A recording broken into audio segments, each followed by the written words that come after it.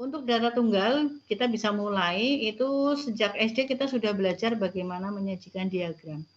Diagram yang tampil sekarang ini adalah diagram batang.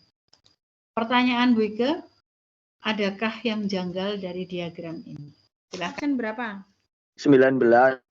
Itu yang diagram 2010, Bu. Seharusnya kan lebih tinggi daripada 2015, Bu. Maaf kalau salah. Ya, disempurnakan ya. Jadi, selain tadi, pertama dia harus lebih tinggi. Kedua, kamu lihat skalanya ini yang sebelah kiri. Ini yang sebelah kiri, misalnya 97,1. Kan benar, nggak sampai melewati 100. Dan deket gitu loh. 119,5. Ya udahlah, oke, di atas 100, di bawah 150. Cuma tinggi rendahnya karena nggak berskala tepat ya. Mungkin seperti itu. Terus ini 73,3 dengan 77,2. Ini mestinya memang lebih rendah ya. Lebih rendah dari 77 ya. Agak kelihatan lebih rendah dikit sih. Memang jaraknya kan tidak terlalu tinggi. Nah, kesalahan di sini. Ini kan 268. Mestinya ya harusnya di atas 250. Dan sekaligus di atas 255,5. Itu penjelasannya. Jadi tadi harus lebih tinggi dan harus di atas 250 karena 268 kan di atasnya 250 seperti itu. Ini diagram lingkaran yang sudah dimodifikasi dengan sangat bagus, menampilkan hasil survei sikap publik terhadap rencana pembangunan PLTN. Wujud aslinya adalah diagram lingkaran. Hanya ada dua kondisi yang ditampilkan, yaitu yang setuju dan tidak setuju. Setuju itu yang biru, prosentasenya 77,53%. Tinggal kalau dikalikan 360 derajat, maka itulah juringnya, berapa derajatnya. Begitu juga yang 22,47, tetapi itu agak dilepas ya, agak ditarik. Jadi seakan-akan kayak patah, karena memang supaya lebih indah. Tampilan di tengah itu menunjukkan kondisi atau tema yang dibicarakan, yaitu pembangunan PLTN.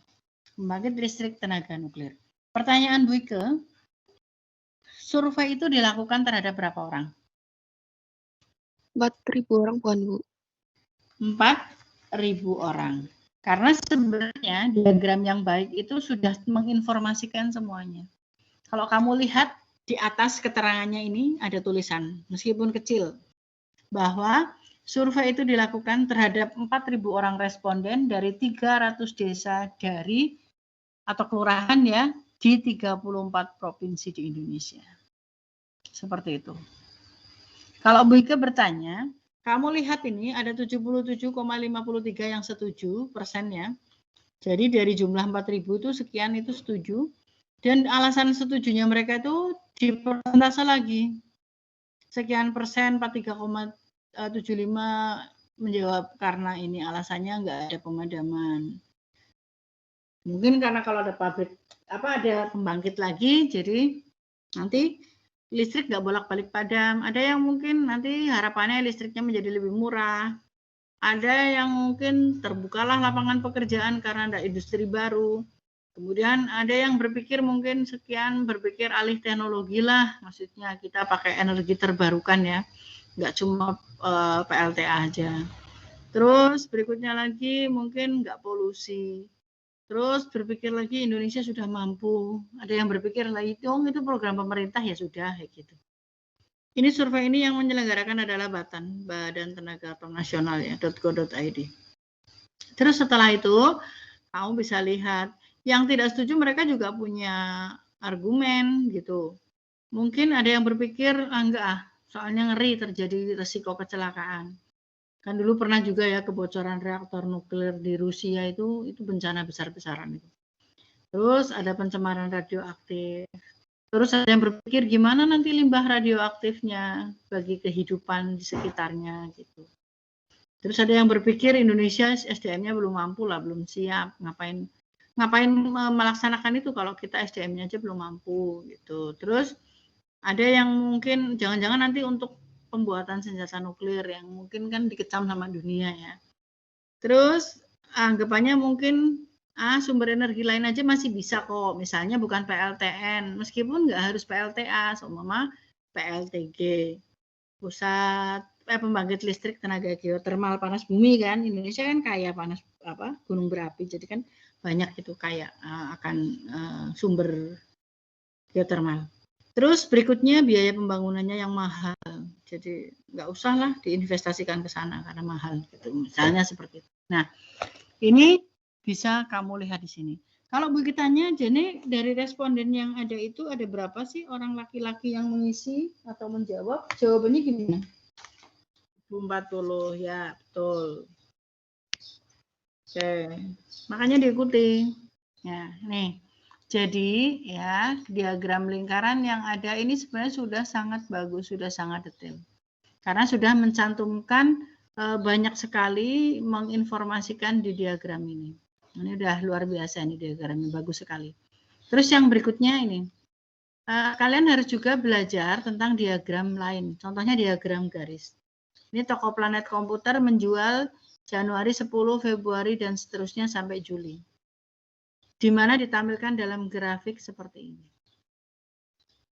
Pertanyaannya Bu Ike, pada bulan apa dia mengalami kenaikan penjualan yang paling signifikan? Juli. Nomor absen? 23. 23. Kenaikan ya, kenaikan itu berarti harus dibandingkan dengan sebelumnya. Bukan banyaknya, tapi kenaikannya. Bulan apa? Juli, Bu. Bulan Juli. Ada yang punya pendapat lain? Saya, Bu, absen 25, Bu. Oke, 25 silahkan. Dari bulan Mei ke Juni, Bu. Iya, betul, dari bulan Mei ke Juni. Kamu lihat grafiknya sangat terjal itu naiknya. Naiknya paling banyak. Ya, sampai garis lah ya, gampangannya kan seperti itu. Kalau yang lain kan nggak ada. Terus pertanyaan berikutnya, pada bulan apa penjualan mengalami penurunan? Saya Bu izin menjawab. Nomor absen? 7. 7, silakan 7. Dari bulan April ke Mei. Oke, dari bulan April ke Mei dia mengalami penurunan. Satu-satunya terjadi penurunan itu adalah di bulan April sampai Mei. Oke, bisa diterima untuk diagram garis. Jadi tinggal datanya di titik-titik-titik dihubungkan pakai garis lurus seperti itu. Bisa ya? Bisa, Bu. Oke. Yang kedua, kalau datanya lebih dari 1, maka grafiknya diagram garisnya tentunya lebih dari 1 nih. Jenis barang A dan jenis barang B tampillah di sini. Pertanyaan Bu Ike, berapa hasil penjualan barang A pada bulan Maret? Ya, yang betul adalah kita nggak tahu. Kita belum bisa menentukan karena kita tidak tahu mana yang barang A dan mana yang barang B. Grafik ini tidak sempurna. Oke, kalau tadi grafiknya Maret sampai April benar karena dilelah loro-lorone nurun. Terus mengalami kenaikan juga bisa jadi semuanya ini kan pas naik-naik. Tetapi berapa dan kita nggak bisa ngerti barang A atau barang B karena grafik ini punya kelemahan. Yaitu tidak punya legend. Nah, mestinya kan di sini tulis garis set biru jenis barang A, set merah jenis barang B atau sebaliknya. Gitu. Ya, harusnya begitu. Sehingga kalau tertulisnya seperti itulah, itu dia. Baru kamu bisa mengatakan. Makanya nanti kalau kamu bikin grafik harus sempurna. Harus ada keterangannya. Selain titel, judul di atas, itu legend juga harus ada. Keterangan dari masing-masing grafik. Kalau diagram batang lebih dari 1 ya, batang pertama apa, warna apa, batang kedua warna apa, itu dikasih keterangan. Jadi komunikatif ya. Grafik ini tidak komunikatif. Gitu. Buat semuanya aja begitu. Lanjut. Berikutnya diagram lingkaran. Kalau ini gampang ya, kalian sudah dari SD sudah belajar.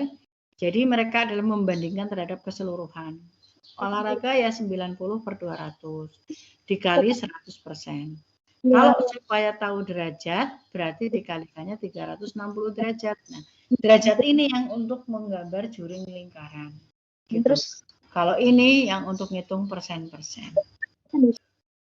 Berikutnya, ini prosentasenya ini berapa derajat-derajatnya ini ya, bisa kalian lihat. Terus digambar. Itu seperti itu. Ini datanya lengkap grafiknya. Ini udah langsung keterangannya di sini. Paskibra jumlah orangnya 50, persentasenya 25. Kalau tergambar 90 derajat kan emang segini. Gitu. Untuk diagram batang ini sama ya, tinggal dihitung 1500 dan seterusnya, ini kurang lebih datanya segini. Karena ini sampai 1600, meskipun ini tidak terlalu bisa menjawab karena nggak pakai skala sih. Kalau yang kayak gini biasanya di atasnya ditulis sih. Angka ini ditulis di atas 1562, betul sini 1562. Benar di antara 1400 sampai 1600 begitu dan seterusnya. Dia kalau pas kebenaran kayak gini 1000, ini 800, ini 1019 saja ini kayak 1000 ya, padahal harusnya di atasnya sedikit.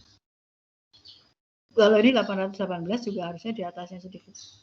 Karena ini grafiknya skalanya nggak terlalu tepat. Idealnya ditulis.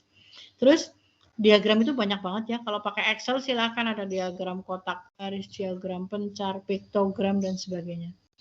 Di Excel itu tersedia banyak sekali grafik. Tinggal kamu itu mau pakai yang mana ini.